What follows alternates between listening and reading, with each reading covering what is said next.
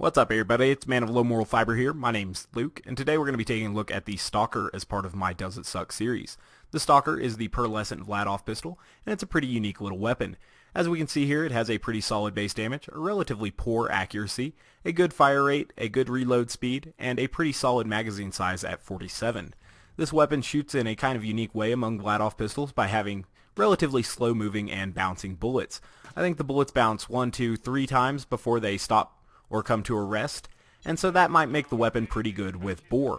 We'll see how it works. Obviously I need to spec into some skills here.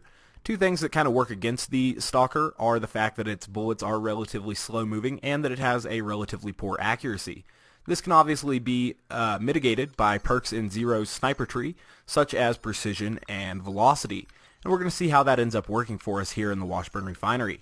I am using this weapon with a legendary killer comm because I think that it will end up working out pretty well.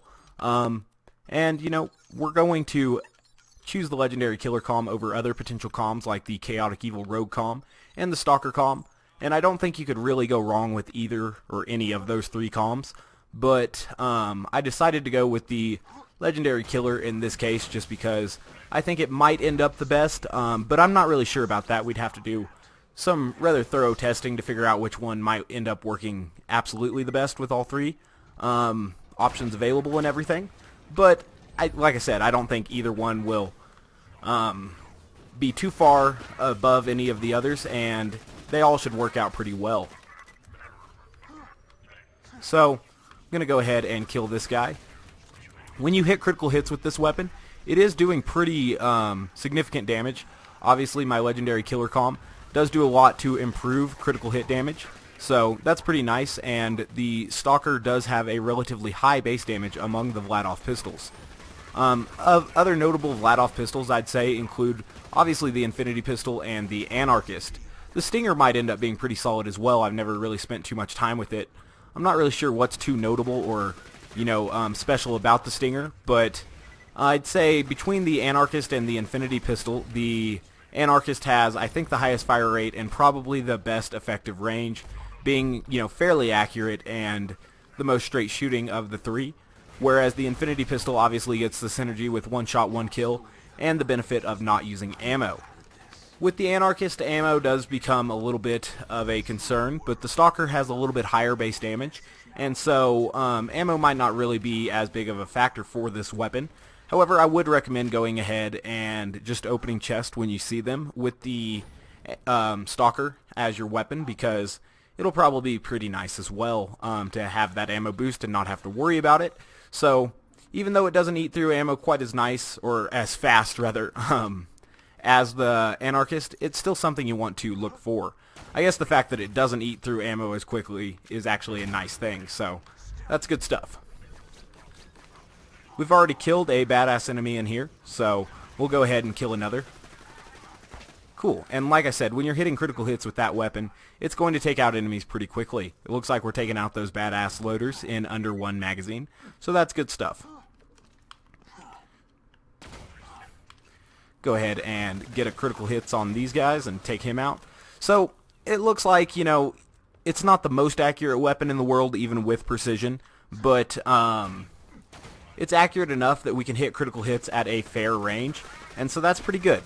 That's something that you should look for with Zero, because obviously Zero benefits from critical hits probably more than any other character in the game, except, you know, certain Salvador, you know, glitch builds using the offhand bonus and everything like that. Like if you have the Grog Nozzle and the Lady Hand getting their multiplicative boost, that's obviously pretty dirty. But Zero, you know, he definitely benefits from critical hits as well, and when you're getting critical hits with Zero, you'll notice that you'll take out enemies pretty quickly like that. So that's good stuff. The Stalker is a rather unremarkable weapon with Zero. Obviously, he completely mitigates the bullet speed problem with the weapon, and does quite a bit to improve the accuracy as well.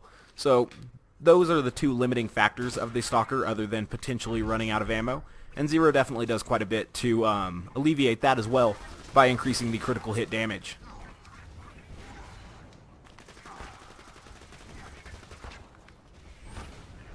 Wow, needed those transfusion trails to get to me there. The hot loaders are obviously always aggravating, so we'll try to kill it Excellent. So we've dealt with the hot loader now. Wow, getting a lot of hot loaders. The game really wants to kill me with damage over time, I guess. But we're going to kill them, so Alright, so we got one more gun loader down here. Or actually, multiple gun loaders, I think, in here. And we'll go ahead and get ready to kill them. Is that another damn hot loader? So here's a good opportunity to see if the weapon will work great with Boar. And that was good stuff. I think bouncing it off the wall behind them ended up being good. And I think when enemies are close to walls or like that, the Stalker with 0 is going to be rather good, because the bullets will end up bouncing off that wall and boring back through them and stuff like that. So that's good stuff. See, like, this guy was up against the wall there, and I think the Boar bouncing, you know, off the wall and then back through him was helping as well. So definitely nice with this weapon to have that extra bounce and stuff like that. And I think it does improve the weapon's viability a little bit with 0.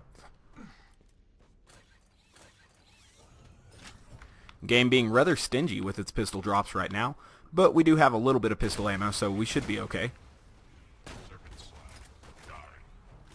You'll probably notice that I did go ahead and spec all the way into Two-Fang, and that's because the weapon doesn't have a high enough fire rate to actually mess with Two-Fang and make it not work as well as it should, and so that's nice.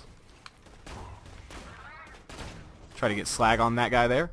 Another hot loader in here. I heard him, and now I see him back there as well, so always aggravating to get those hot loaders. Maybe we'll blow up that exploder by him.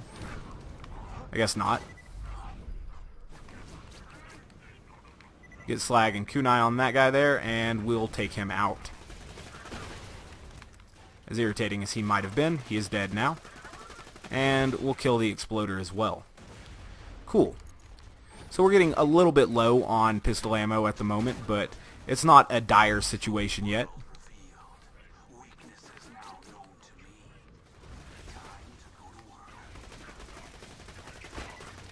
Cool. So we're taking enemies out with relatively decent speed. This weapon definitely seems to perform well with Boar. I know I've mentioned that, but I hear those bounces and the Boars occurring, so I see it happening as well, and that's probably good stuff.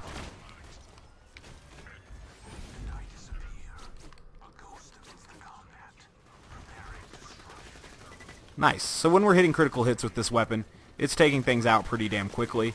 I think that's due to it having a relatively high base damage as far as Vladof pistols go, and then us boosting critical hit damage quite a bit via that legendary killer comm. It'd be interesting to know exactly how different this comm performs in comparison to the Stalker comm, and I'm not exactly sure. But the Stalker comm boosting Rising Shot, that's obviously a good boost, and then it has those passive pistol boost as well.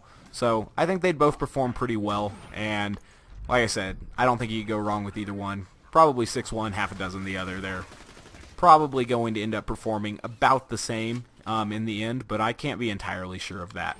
So, I don't know. So far, though, the legendary killer with this weapon hasn't really had any issues, and it's been performing very well, so I can't really complain about that. I guess we'll go ahead and move forward and take out Pervy and his friends. Obviously, they're going to be at 4-player health, so they'll be a little bit tougher, and obviously they'll be dealing the 4-player scaled damage as well, so we may need to play a little bit more cautiously. But they might get funneled here into this relatively narrow hallway, which could end up working out nice for the bouncing bullets.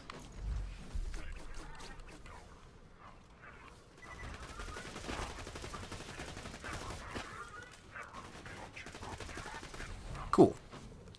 So we'll go ahead and get this guy slagged and Pervy slagged as well. And then we'll get ready to try to get some Boar action, I guess, because that's how they're kind of lining up. But that guy came a little bit too close for me. Definitely need to get slag re-upped on Pervy. Excellent. Get kunai on Pervy as well. And then get ready to kill that little guy. Cool. So I think that hot loader has been woken up by the bouncing bullets kind of going into his room, which is the next room, and so we'll have to worry about that hot loader a little bit as well once he gets close.